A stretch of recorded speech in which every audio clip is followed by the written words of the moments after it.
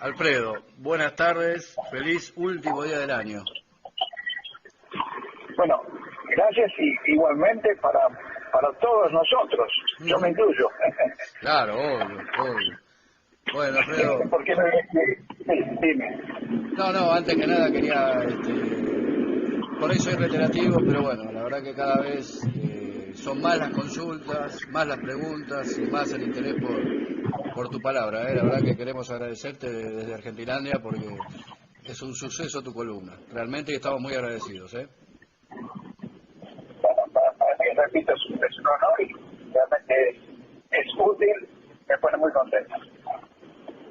Gracias por prestigiar nuestro medio. Así que, bueno, a ver, quedamos pendientes esta semana para ya empezar a hacer algunas o hablar de cosas más específicas. Voy a hacer un paréntesis. Estamos armando ya la columna de preguntas, de consultas al doctor, Así que ya eso lo estamos armando. Ya para este enero lo vamos a subir y bueno, vamos a dejar todas las preguntas que tenga que hacer la gente. Bueno, obviamente con tu autorización, si hay que dejar el teléfono, no hay ningún problema. Está perfecto. Bueno, a ver, hoy habíamos quedado que íbamos a hablar de un caso muy puntual, del cual vos sos uno de los que más sabe en el país, en Latinoamérica, que es epilepsia. Si te parece bien, hablamos de eso. Bueno, a ver, en principio, cuando hablamos de un caso puntual, o sea, es uno de los grandes temas de la neurología, o sea. Ahí está. Uno de los grandes temas de la neurología. Gracias por la corrección. Pero y que es abarcativo estadísticamente, digamos que uno de cada 200 individuos que caminan por la calle pueden tener algún día algún tipo de convulsión o de crisis epiléptica. O sea que es una afección lo suficientemente frecuente como para considerarla. Y es realmente resorte del especialista, o sea, ante una situación de emergencia, una crisis, obviamente cualquier médico, sobre todo en una guardia, puede atenderla, pero en lo que sería la continuidad, o sea, asegurar el diagnóstico y después continuar con el tratamiento, eso ya es bien del especialista. Sí. Como toda enfermedad, me imagino que esto tiene una causa y obviamente una consecuencia. En este caso uno habla de síndromes, o habla de epilepsias, porque justamente los síntomas se pueden semejar, pero no siempre las causas van a ser las mismas. O sea que ya estamos tratando de explicar que hay diferentes causas que se conocen y en otros casos causas que no se conocen, que forman parte de un signo de interrogación que cada vez ese número, con las nuevas técnicas diagnósticas, ese número se va achicando. Pero la epilepsia es todo un tema. Y a mí me gustaría hacer una referencia un poco histórica, Sí, porque la epilepsia tiene no tiene buena prensa, no tiene buena fama. Uh-huh. Y el paciente con epilepsia realmente es un paciente que independientemente de la seriedad o no del cuadro que padezca, socialmente va a ser discriminado. Y doy un par de ejemplos de la historia misma, para entender un poco esto que de alguna manera después se fue transmitiendo de generación en generación. Remontándonos a los ejércitos egipcios, de los faraones, ejércitos muy poderosos que venían después de batallas. Hay unos primeros escritos sobre el tratamiento de convulsiones en soldados que venían luego de protagonizar una batalla. El famoso médico Sinué egipcio, él describe que a un soldado que estaba con cuadros de convulsiones, con sacudidas, con gritos, que se mordía la lengua, que hacía una trepanación y lograba en muchos casos mejorar la situación del paciente, en este caso del soldado. Y lo que nosotros sabemos ahora es que ese individuo había sufrido un importante golpe en el cráneo, desarrollaba un hematoma subdural o extradural, y con la trepanación lo que se hacía era abrir una ventana en el cráneo, porque el cráneo es indistinguible de todo lo que queda dentro del cráneo, como los huesos no se extienden, y comprime el sistema nervioso. Acá liberaba, y por la ventanita salía la sangre, que era la consecuencia del golpe recibido. Pero la interpretación que da Simeón egipcio en su momento es que había ahuyentado a los demonios que el enemigo le había introducido en el cerebro. O sea, entonces, digamos, ya empieza con muy mala fama. El individuo que sufría epilepsia estaba poseído por los demonios. Eso es algo que de alguna manera trascendió los siglos de los siglos. Sí. Y otro ejemplo, nosotros llamamos a la epilepsia la enfermedad comicial. No habla de comicialidad, de ausencia de comicialidad o de presencia de comicialidad, cuando hay epilepsia o no la hay. Inclusive en el informe del encefalograma uno redacta presencia de signos de comicialidad o la no presencia, ¿no es cierto? Siendo que el encefalograma está alterado o no. Esa palabra comicialidad proviene de los comicios romanos, cuando los candidatos a senadores se presentaban para que los votaran y prometían menos horas de trabajo, más alimentos, bueno, toda una serie de cosas, y de repente tenía un ataque de epilepsia. Imagínense ustedes la suerte que corría ese candidato. Mira. Toda la gente se burlaba de ellos, obviamente nadie los votaba y perdían realmente como en la guerra. O sea, y de ahí surge la denominación de mal comicial, porque era la enfermedad que le provocaba a los políticos, a los senadores, en el caso romanos, que aregando y tratando de conseguir votos, prometían a diestra y siniestra lo que podían hacer y muchas veces lo que no podían hacer. Cualquier semejanza con la realidad, es pura coincidencia. Terrible lo que fue un mito que puede pasar a ser realidad, ¿no? Bueno, pero el tema es que se acepta hoy como la nomenclatura, o sea, uno habla de comicialidad como sinónimo de epilepsia, y tiene que ver históricamente, es muy interesante lo que es la historia de la medicina, ¿no? Tiene que ver con los comicios romanos. Bueno, dicho todo esto, digamos, la epilepsia, yo siempre le pregunto a mis alumnos, a los que se están iniciando en el tema, hay una especialidad que es la medicina laboral.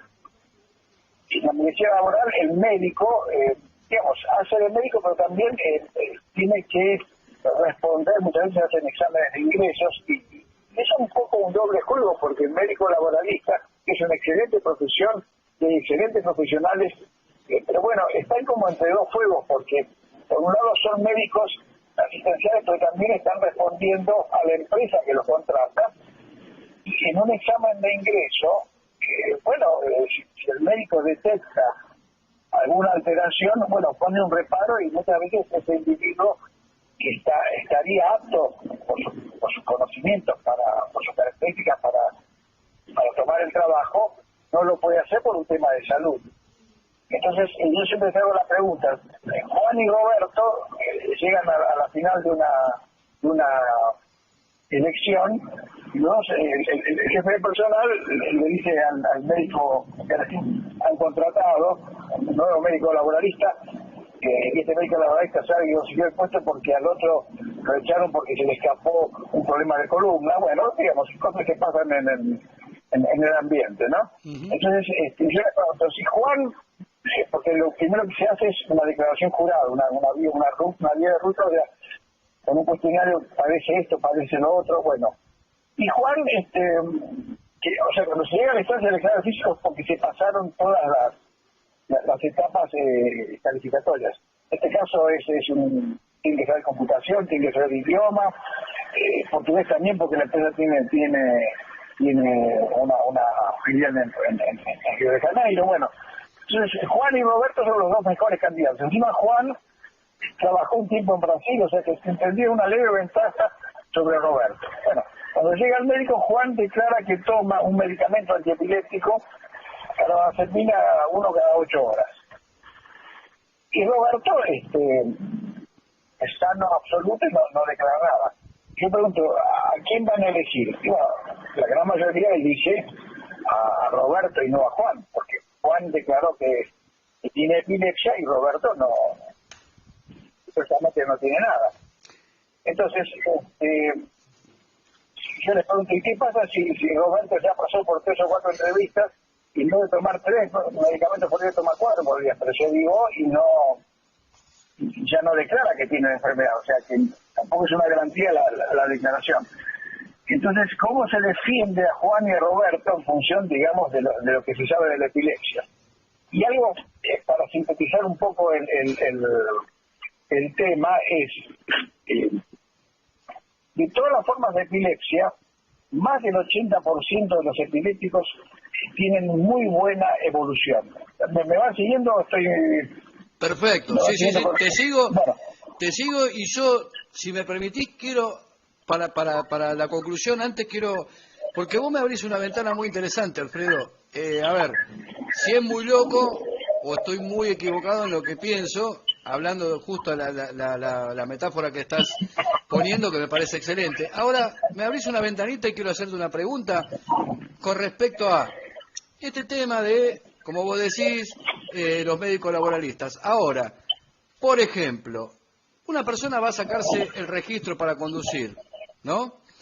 ¿No sería que ahí también debería ser obligatorio? Ya sabemos que los registros profesionales, bueno, pero en los comunes no debería existir un registro de esto, porque si a una persona está manejando y le agarra un ataque de epilepsia puede ser grave para él y para un montón de gente.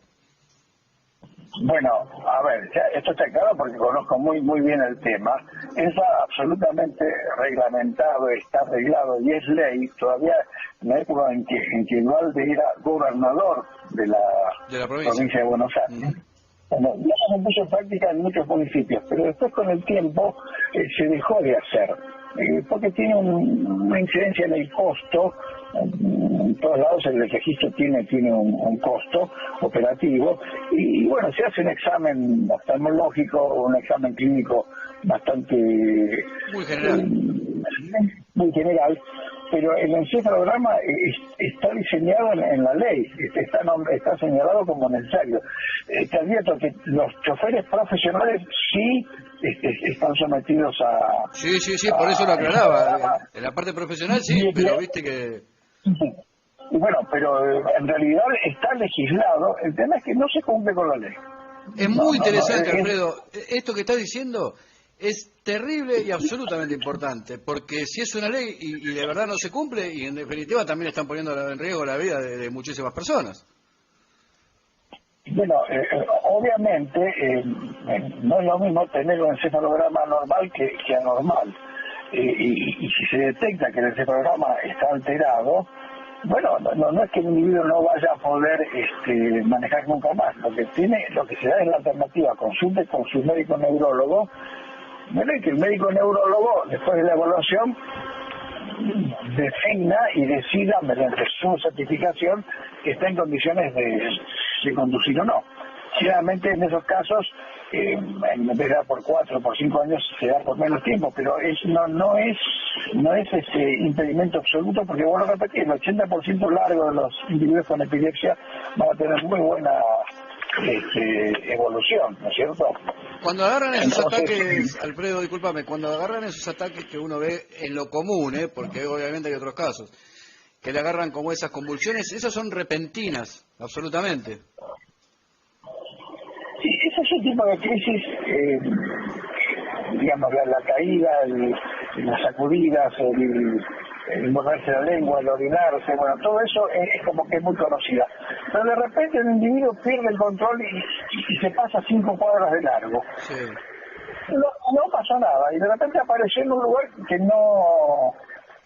que no es el que quería ir, ¿dónde estoy? O sea, un fenómeno de lo jamás visto, o sea, tuvo un automatismo, un niño puede tomar un auto, ir a Plaza Italia y termina en Mar del Plata, o sea, eso es un automatismo de larga duración, o sea que no solamente epilepsia es el niño que se cae, que se muerde la lengua, que tiene todas esas cosas tan espectaculares, sino que hay cosas mucho más sutiles y no tan espectaculares que son equivalentes o distintas formas de la epilepsia. ¿Pierden la noción de tiempo y espacio en ese caso?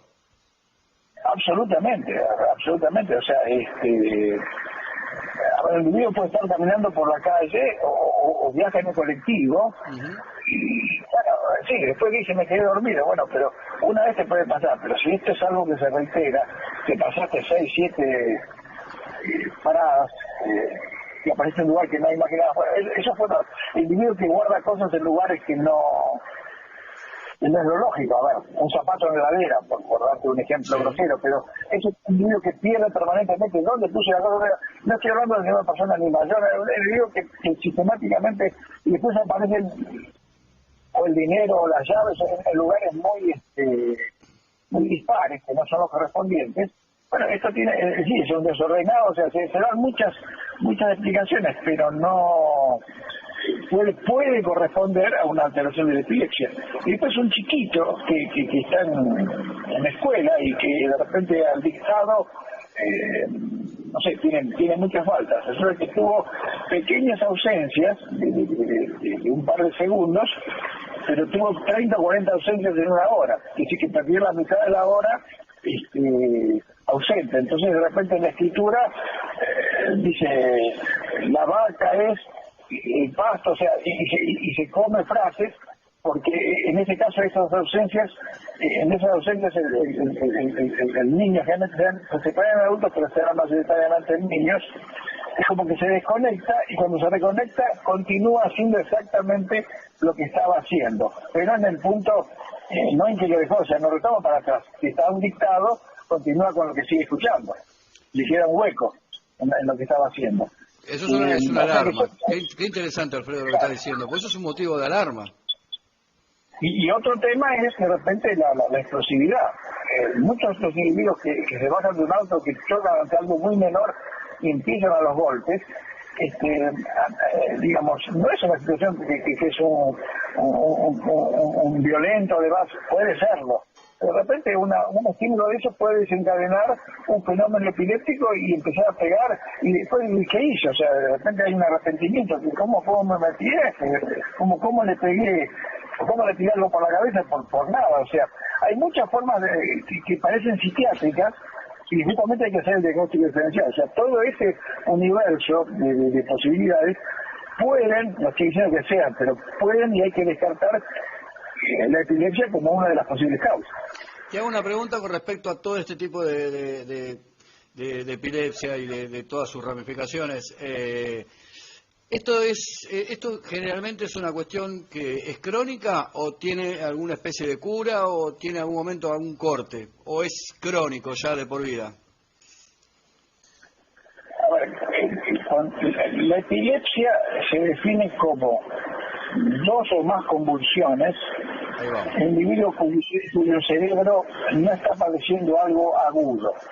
Por ejemplo, un cuadro de encefalitis, una meningitis, o, por dar un ejemplo. El individuo puede tener un cuadro de meningitis o meningoencefalitis y tener 10 convulsiones. Pero lo internaron, lo medicaron, le dieron antibióticos, se curó de la meningitis, le trataron con anticonvulsivos la epilepsia, pero después dejó de convulsivar.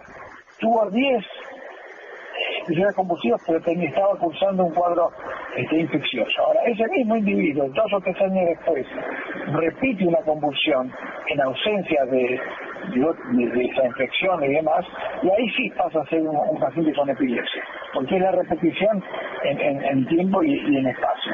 Y desde ya que cuando un cerebro convulsivo es porque está predispuesto y se transforma potencialmente en crónico. Pero bueno, uno puede atenuar ahí está, esa es la palabra, se puede atenuar. Se puede atenuar, digamos que la palabra curación uno a veces se resiste a plantearla en la gran mayoría de las enfermedades. Uno puede atenuarla y dominarla y por años no tener más crisis.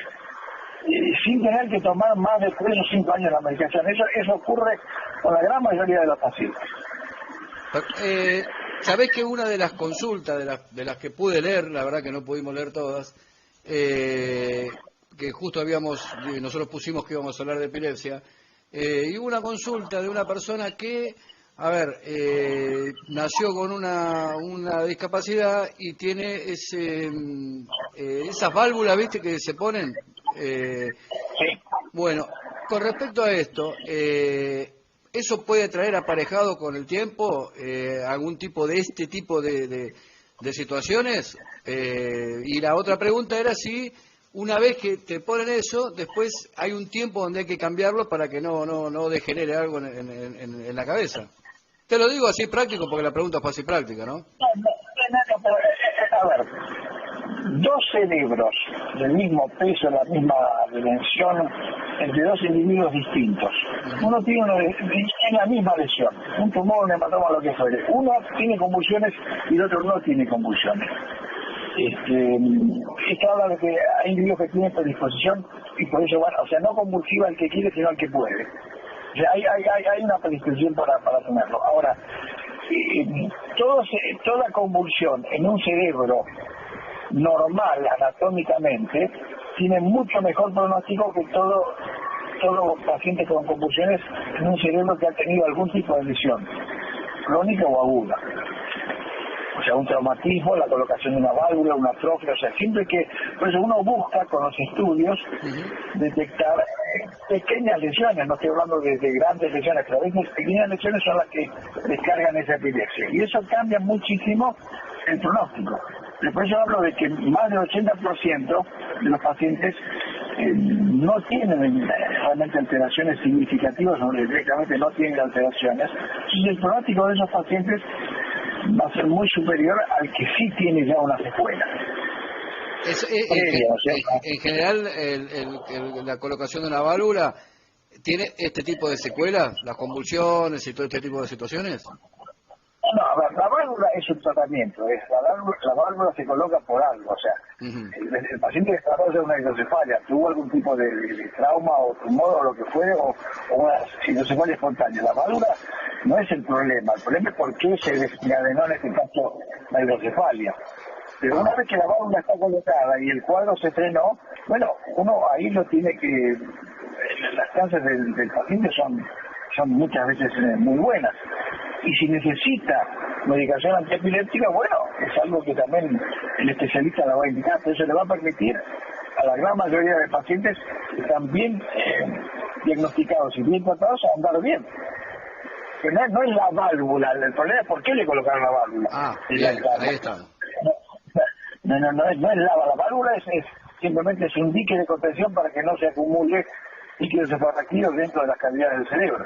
Eso se va drenando, es como un dique, como un desagote. Claro. Pero no es en sí mismo, bueno, se puede infectar, puede haber algún tema técnico, pero no es la válvula el problema es por qué hizo falta colocar una válvula. O sea, hay que ir al inicio. Claro, al origen, ¿por qué desarrolló hidrocefalia y por qué le colocaron la válvula? Perfecto. Que hay infinidad de causas. Pero eso entra dentro de ese 15% o menos que uno denomina paciente problema. Paciente problema es el que repite crisis. Y bueno, cuando se repite la crisis es porque el cerebro o hay alguna situación que lo desestabiliza. Y vuelvo a repetir, el 85% largo de los pacientes pueden hacer una vida absolutamente normal o compatible con la normalidad, con o sin la medicación permanente. O sea, hay muchos pacientes que entre 3 y 5 años se les da de alta. Mira, qué interesante lo que estás diciendo, Alfredo. La verdad que, Sí. A ver, el tema es que el cerebro o la neurona, que se denomina neurona epiléptica, estadísticamente tiene 17 veces más posibilidades de volver a convulsionar en algún momento. Entonces, obviamente, esto hay que hablarlo con el paciente, con la familia, reúne las condiciones, se normalizó hace 3 años que no tiene crisis, que los programas están normales, estamos en condiciones de suspender lo que se recomienda es suspender, no de golpe, sino en algunos meses la medicación, pero siempre hay que advertir, en algún momento puede volver. ¿Y cuándo puede volver? Si es un individuo joven, hay dos momentos muy especiales para las convulsiones. El primer año de vida, los primeros 2 años y sobre todo los primeros meses después del nacimiento, en que el cerebro es inmaduro, y después de los 65 años, cuando empieza a haber un desgaste del cerebro. Entonces el individuo tiene la posibilidad de convulsivar, pero se la banca muy bien en toda su juventud, el adulto joven, y bueno, recién cuando es mayor y el cerebro empieza a alterarse por otras causas, bueno, es ahí donde puede reaparecer la convulsión. Pero no se justifica tratar los de 30 o 40 años a un individuo, porque a los 70 años puede llegar a tener la convulsión. Y a los 35 dejó de tener convulsión. Eso se llama, Alfredo, eso se llama docencia. Docencia común y bien explicada y para que llegue a la gente. La verdad que maravilloso escucharte, Alfredo, realmente, porque bajás todo a la tierra y eso es lo importante porque la gente lo entiende. Pero el tema es que esa decisión la tiene que tomar el paciente, si es dependiente de un familiar, que está a cargo, y el médico. El médico ser muy claro en la explicación. Y bueno, y negociar la suspensión del tratamiento. Siempre eso, negociar la suspensión de la medicación. Claro, y a veces el paciente conduce y demás, y bueno, se siente más confortable con una baja dosis del medicamento. Bueno, todo eso hay que hablarlo, uno no puede obligar ni a medicar ni a suspender una medicación. Tiene que explicar los motivos por los cuales le indique y por los cuales se puede suspender. Pero tiene que saber que como tuvo convulsiones, en algún momento puede volver a tenerlas. Pero eso no lo debe atar de por vida a tomar la medicación. Pero bueno, eso se maneja y se analiza con cada paciente de forma puntual. Excelente, Alfredo. La verdad que siempre es un placer escucharte y la gente de verdad muy agradecida. Y tenemos mucho trabajo durante el año, Alfredo. Mucho trabajo tenemos. Bueno. Bien. Bueno, me parece bien. Sí, igual. Estos son temas tabú y temas que vuelvo a repetir, muchas veces el que no es especialista, y hablo de los profesionales, también o no conoce bien el tema u opina por boca de ganso. O sea, yo creo que cada maestrito con su librito y al especialista lo que es del especialista. Y esto no es menospreciar a nadie, pero como son pacientes crónicos y hay situaciones donde se pueden repetir las cosas y una decisión o una indicación no del todo clara puede generar más problemas. Entonces yo creo que esto sí, el alta de un paciente con epilepsia, que es algo que uno desea, tiene que ser muy bien conversada y muy bien explicada. Como lo estás haciendo en este momento, Alfredo. Bueno, en este caso con cada individuo, porque esto es generalizar, ¿no es cierto? Y por supuesto hay casos bravos y casos menos bravos, como en todos los órdenes de la vida, ¿no? Sí. Pero también el que está preparado para tratar los casos bravos, bueno, se la va a bancar y lo va a hacer con solvencia. Y siempre como... ¿Y algo? Sí, te escucho. ¿Siempre? No, y hay una cosa más, ahora se utiliza mucho cualquier paciente cuando el esquema de antiepilépticos es enorme. Bueno, ¿y qué tal si tomo algunas gotitas de estos aceites mágicos, opioides? Y realmente eso es algo muy nocivo. Para que quede claro, estamos hablando del aceite de cannabis. El cannabis, exactamente. El cannabis tiene una formal y única indicación que es en el menos del 1% de las que se denominan epilepsias intratables, donde el paciente ya tiene una situación crónica, tiene un cerebro muy comprometido, son chicos que han nacido con un problema congénito o que han sufrido algún tipo de trauma, o sea, donde el daño cerebral es muy importante. Entonces la epilepsia se hace intratable. Y el efecto del cannabis es sedativo, Y en estos casos ayuda mucho más al familiar que se desespera cada vez que la criatura tiene un episodio convulsivo, y esa es la finalidad, pero no tiene sentido indicarla en el 85% largo de los pacientes que tienen buen pronóstico, porque estamos dando una sustancia de la cual después va a haber dependencia. Crea dependencia, sí o sí crea dependencia. Y obviamente después van a estar más dosis y sí, te da un bienestar inicial, pero el cannabis se ha popularizado de una manera inaudita, y por muchas razones que son claras y no tan claras. Me gustaría en alguna charla hablar específicamente de esto. Es muy interesante lo que decís, Alfredo, y es muy interesante que la gente escuche esto. Así que en algún momento me gustaría hablar específicamente de esto, porque generalmente ahora la mayoría de la gente, viste, que recomienda eso, y lo que dijiste es bárbaro. Eso ayuda a los familiares, no al paciente. La verdad que eso es maravilloso, eso. Maravilloso.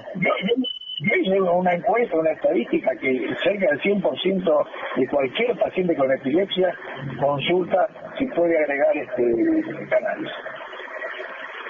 Alfredo, la verdad que... Hablando de cualquier tipo estoy hablando de un debut, de un paciente que está perfectamente bien, que lo hemos estudiado y que hay muchos medicamentos para ofrecerle. Bueno, y preguntan porque de alguna manera se difundió y lo escuchó y el vecino. Bueno, eso es muy riesgoso. Lo que siempre decís, esa recomendación por recomendación sola. Bueno, el mejor amigo en este caso es el neurólogo epileptólogo. Esa frase la vamos a repetir siempre, Alfredo, para que la gente tome conciencia.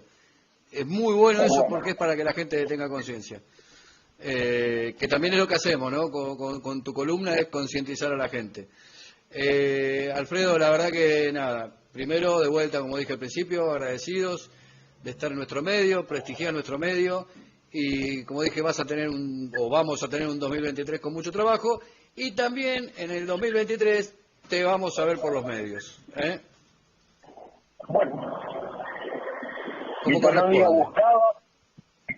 buscado y con recompensa. Muy bien. No, por favor, hay que hacerlo desde todos los lugares, desde los medios, los radiales, los televisivos y este tipo de medios.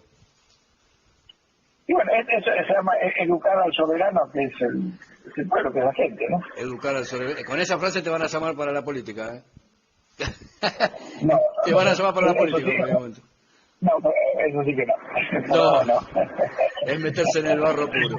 Alfredo, que termine bien el año, que empieces un 2023 con lo mejor, y bueno, nada, de vuelta agradecerte muchísimo este espacio y este tiempo que te tomás para con nosotros.